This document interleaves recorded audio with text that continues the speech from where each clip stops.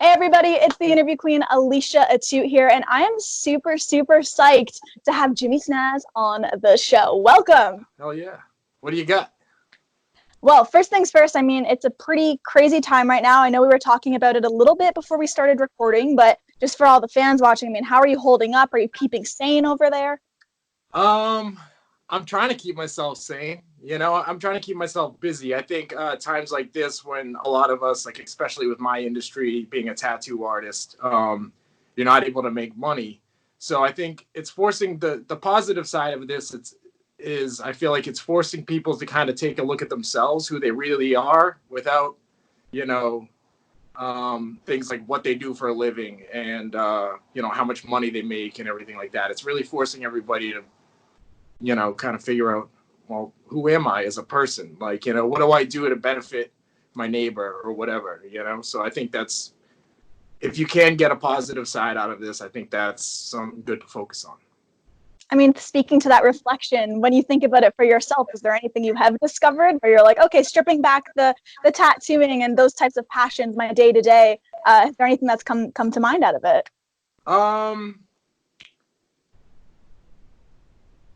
Well, I mean, this isn't my first time kind of starting over, where I've had to take breaks from my career due to, personal battles or things like that I've gone through, with like drug addiction and things like that. So this isn't my first time taking time off or really having to like scrape everything away and start over and build yourself up from like nothing. And I'm not saying everybody has to go through that, but I definitely am for sure, like financially and just figuring out who I am as an artist, like this downtime has kind of allowed me to focus on my art a little bit, and my influences and kind of revisit old things that I used to be into as an artist. So that, I think that's a plus. I'd say so. It's kind of nice to have the time to self-reflect, because sometimes when you are traveling or you're working, or it's just like you do have that day to day, there's no time to take that moment back and reflect on all the cool things, outside of just your job. So yeah, I'm definitely the type of person that does wrap myself up in distractions a lot, and just try to keep everything moving. And so it is good for me to like stop and reflect and feel and think about my life and, the choices I've made and, who I am as a person, and also figure out what I want to do in the future, So those are all good things. Absolutely. And one of the really cool things going on currently that I, of course, have to bring up is Ink Master. So how does it feel to be solely crushing it there and keeping Team East alive? It feels great. It's definitely a lot of pressure. Going into it, you never really know what you're getting into. This is my second time doing Ink Master. So I didn't know what the dynamic would be, if there would be teams or whatever, but I was very happy to meet my team. Once I figured out it was based on regions, you have the East Coast, the West Coast, you have the East Coast, the West Coast, the South, the Midwest, and getting to know everybody on my team was huge, and also like kind of being a veteran artist in the competition that is like, it's so foreign from your outside or from your everyday,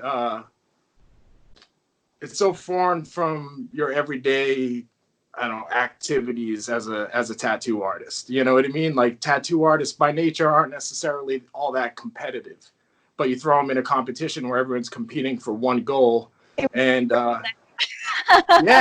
it can bring out the best and the worst in people. So it was good for me to like, being my second time there, kind of meeting everyone on my team and help trying to like calm their nerves a little bit, because it's so nerve wracking. They take you out of your home, your shop, your everyday life, and they put you in this environment that's so foreign. So it was good for me to kind of help try to guide anybody that I could through those feelings. One of the things, of course, I mean, one of the things that you've mentioned here already in the interview, and you've mentioned on the show quite a few times, are some of those hardships that you've had to go through. So I was curious, when did you start to realize that you could take the artistry and the skills that you had when it came to graffiti and transfer that into tattooing and almost use that as the proper vice to escape all of those struggles? Pretty much right away. When I started tattooing, I I came right in from being a graffiti writer. That's how I got introduced to the business. And I met a couple tattoo artists through graffiti. So I was very early on, I was inspired by tattoo artists like Mr. Cartoon, who was like an old graffiti writer in LA. So I kind of gravitated towards people like that. Like Scene was another graffiti writer. Scene was another graffiti writer from New York from like the 70s and 80s that he got into tattooing. So I kind of like, for me, it seemed like a seamless evolution, really. Like to take the art that I was doing illegally as a young kid, you know, staying up all night, where we were really making art not for financial gain. You know, you weren't making money as a graffiti writer, but finding a way that like, all right, I'm an adult now. How can I turn this into a career? And it was like the logical step that I had to take. So I took a lot of those fundamentals in graffiti and kind of put it into my tattooing, and it really helped develop my own style, you know? And I think that was always very important to me as an artist. As a graffiti writer, is important to, you know, you have your name, so graffiti writers that can read it, they know it's you, but you want people to kind of know it's you based on the style as well. So I kind of took that into my tattooing as well. One of the best things is you can take something you're passionate about and actually make a living off of it. Like that's one of the best things I've realized with what I get to do. It's like I get to just talk with people I dig, travel, have fun. And at the end of the day, you get that paycheck and you're like, oh, this is actually a thing. This is kind of surreal. Right. Absolutely. The most rewarding part of our, you know, when you have a job like that is you're focused on the art first, or whatever the craft is that you're doing that you love so much. That's what I gravitated towards tattooing. It wasn't for money. I gravitated towards tattooing for the art, and you know, something that I could continue doing, you know, as a young person. And that was everything I had. You know, I moved around a lot growing up. I never really had like a solid foundation or a home life, you know, so like my art was my thing. You know, I went to multiple schools, always the new kid in high school. So that was what drove me as a person. So when I got into tattooing, it wasn't like, man, I'm going to make $1 million doing this. It was like, I get to do this. And then wait a minute, you also get to make money too. That's fucking insane, you know, compared to what I was coming from. So It's one of the best light bulb moments when you realize you can have both things and be happy in the end. It's a good feeling.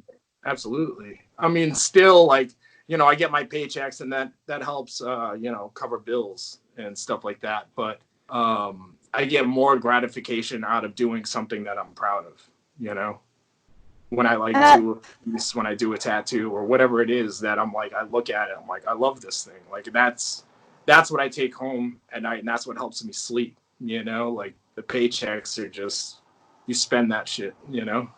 It's just an added bonus to the other gratification. Oh, of course, absolutely. I mean, we all got to survive, you know. I mean, this world is a business, you know. So you got to figure out how to navigate through all of that as well. One of the things, though, is it's not just yourself that you're making happy. It's, of course, whoever's on the receiving end of getting these beautiful pieces of art. And one of the most interesting things that I love about the show are the curveballs that they throw your way, because sometimes you get wonderful canvases and ideas, and sometimes you get some pretty interesting ones. So I was curious, between the show and being at Boston Tattoo Company, what's one of the more bizarre concepts that have come your way, and did you actually end up tackling it in the end? That's a good question. I mean, as far as the show goes, I mean, it's almost designed to throw you off your game a little bit and see if you can overcome it.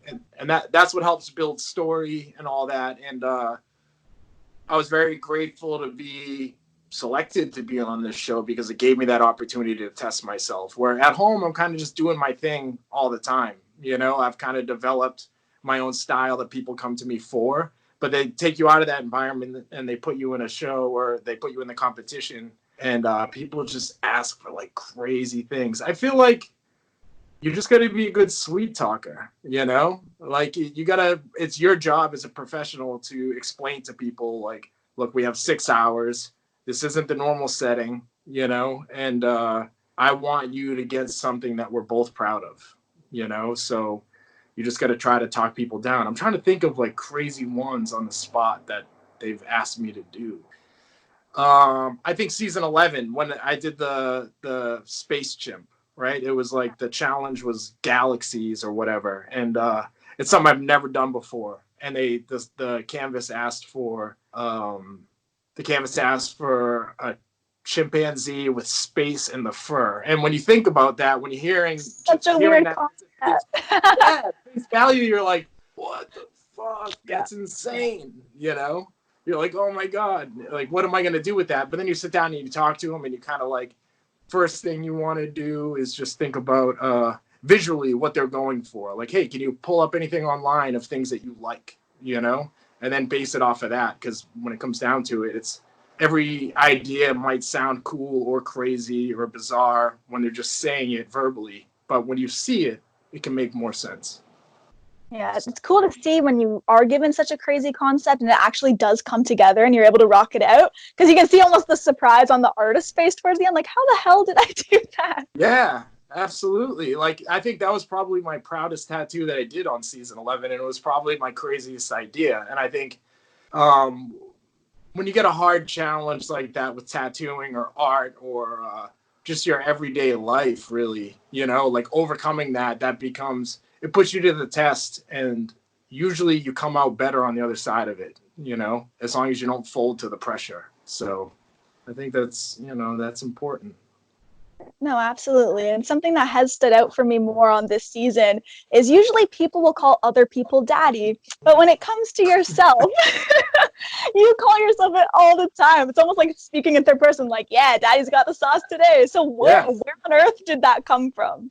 I think it's just my sense of humor, you know, Right. like I'm not really serious, but you know, I think that's like kind of the way that I grew up and everything. Like maybe I grew up not being all that confident, you know, if that makes any sense. And the way I dealt with that was finding humor in it. Or like if I felt low about myself, I'd kind of make fun of myself. So that kind of, maybe that's a part of it. Also, I just like to have fun. It's such a stressful environment like Ink Master. I mean, you gotta find ways to like to own it, you know? So, you know, like I know that you interview other wrestlers and stuff like that. Like growing up, I was a wrestling fan, and the character development that I saw, like it was so inspirational, you know? So I think maybe a part of it is that too, but I think it all comes down to just my sense of humor. Just like I am me on the show. I'm the same Yeah. guy you're seeing right now. It's just like a heightened version because you're under the pressure, you know, and you just got to find a way to come out on top. So No, I it don't makes know if perfect sense. does that make sense? Yeah, absolutely. Hell Because yeah. it's also interesting that you brought up the wrestling aspect, because I'm surrounded by those larger than life characters all the time, and they're so in your face and they're so ridiculous with their character and the development of them. And so with you, I was curious if you could kind of have that persona, especially since you grew up on it. What do you think your in-ring persona would be? I don't know. I mean, I really respect, you know, when I was younger, I was a fan of like Stone Cold, you know, the 90s Attitude Era. And I think that was like the young rebellion in me. Like he was just rebelling against everything. But then as I got older, and, you know, I don't really watch wrestling anymore, but sometimes I'll look back on it, you know, like look back towards those days. And it's like The Rock was like the fucking Best. best. Sorry The for man. swearing. Yeah, Oh, you The can. Rock. It's all good. Oh, okay, cool. Yeah, The Rock. Like now, as an adult and like doing the TV thing, like I see what he was doing, and it was genius. It was brilliant, but it was still like it was himself. It was just a heightened version. Like he didn't just come out there as like, you know, dressed as like a doctor or like some crazy gimmick that, you know, the company tries to sell you. Like this is going to be your character. You know, there's a little bit of that. Like you see that with like the Undertaker, right? He had that character from day one, and he did it so well that it lasted so long because it was such a brilliant character. But then you got guys like Stone Cold or The Rock that had to like almost develop their character on their own, you know, and it evolved. But yeah, I don't know if for me, I mean, I'm not a wrestler, but I mean, I can definitely respect the character building and just all that I was able to grow up on. But even now looking back, like The Rock was the guy, you know, the shit that he would say was insane. And it's good, you know, and it's similar to like Ink Master because it's like competition. There's a winner, there's a loser, you got to be the best. But The Rock found a way to do that and get fans to either hate him or root for him or whatever his goal was at that time based on the humor, you know? And that's like, it's a good break from like the whole competitive, like knuckle to knuckle environment that you're in, you know? Yeah, because he also wasn't serious, and he was one of the best shit talkers to have ever been on television. So amazing. Crazy. Oh my God, the things that he would say, like his catchphrases, and the way that he could rag on people and nobody could ever come back and like really get him back because his sense of humor was just levels above everybody else, you know? So that was definitely one of my favorites. Yeah, it's a huge inspiration for me, you know? Like looking at that character development and seeing like how you can still be yourself but connect to a large audience and you know, win people over or get people to hate you or whatever it is, you know? And it's interesting too, because like a huge part of wrestling, especially seeing it backstage, it's the way people present themselves. And you definitely stand out with your look. I mean, it was so funny. I remember watching you on season 11. I'm like, oh my gosh, the snakeskin pants. Like I wore mine in homage because I love like 70s fashion, old school looking things. So I was wondering, where did that also come into play for you? Is that inspired by music or what was that kind of coming from? For sure. You know, I would say I'm an old soul. I grew up with my parents like in old 70s rock and roll and stuff like that. So that was a huge inspiration for me. I'm kind of more motivated or inspired by music than I am physical art, even when it comes to, or I'm more inspired by music than I am visual art. When it comes to even making my own art, like it's rare that I'm looking at someone's paintings and I'm like, this inspires me to make art. But when I'm listening to a song, you know, like music or a band or whatever, it gives me a visual in my mind and I try to put that down on paper, you know? So I was always inspired by, you know, classic rock bands and stuff like that. But at the same time, like, I've kind of always, I got the name Jimmy Snaz way back in my graffiti days when I was hanging out with like a bunch of young kids and we'd be out like painting freight trains or whatever. And like you're going out at 3 a.m. to paint graffiti on things. Usually you're wearing your kind of bummy clothes, you know, you're going to get paint all over them. And I was always just, it's because I kind of grew up poor with hand-me-downs. So when I could get nice clothes, I always wore nice clothes, you know? So we're out painting trains one night and one of my friends was like, oh dude, you gotta look snazzy all the time, like you're gonna get paint all over those white shoes, what are you doing? I totally wondered if those went hand in hand, your appearance, but that's so funny. Yeah, so like, and it was just like a nickname given to me by friends. And then I kind of, as a graffiti writer, you're looking at words. It's not so much what the word means, but the way that it looks and what you can do with letters and how you can bend them and turn it into something that's visually pleasing when it's just letters. So I liked, you know, people were calling me snazzy or whatever. And, you know, I started messing around with that word. And then when I got into tattooing, everybody kind of knew me as a graffiti writer already, you know, and Jimmy Snaz, it was just like, I remember my boss at the shop that I worked at, where I did my apprenticeship, he was like, you should put Jimmy Snaz on your portfolio. And I was like, all right. And then I did, and it's just like, just stuck. Yeah. But yeah, I mean, like, you know, when I go to the mall, I don't really ever see anything there for me, unless it's in like the girls section, you know? And I'm like, it's a tough world being Jimmy Snaz sometimes, you know? What are you going to do? So, I mean, I guess, do you resort to a lot of thrifting then and just like online shopping and that kind of stuff, since you can't just walk into your normal, you know, clothing establishment? I mean, I find gems here and there. I don't know about thrift stores so much. And online shopping scares me because you can't try anything on, you know, like you don't know what the quality is going to be like, how it fits or whatever. And I'm super particular about the way things fit. It's not so much about like the way it looks, but the way it fits.